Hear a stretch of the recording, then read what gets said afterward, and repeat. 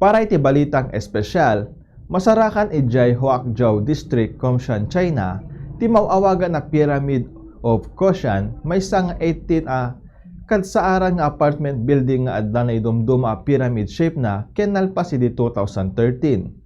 Saan da ito akas kadagiti pyramid ijay Egypt, taadda iti dua nakatakder nga pader kendo nga slanted sides. Digiti unit ket nakaanggulo iti 45 degrees, iso nga aglanglangaan na idumduma. Segon kadagiti arkitekto, ti disenyo ket manibot iti traditional at terrace rice. Segon kadagiti arkitekto, ti disenyo ket manibot iti traditional terrace rice fields wenno palayan iti China.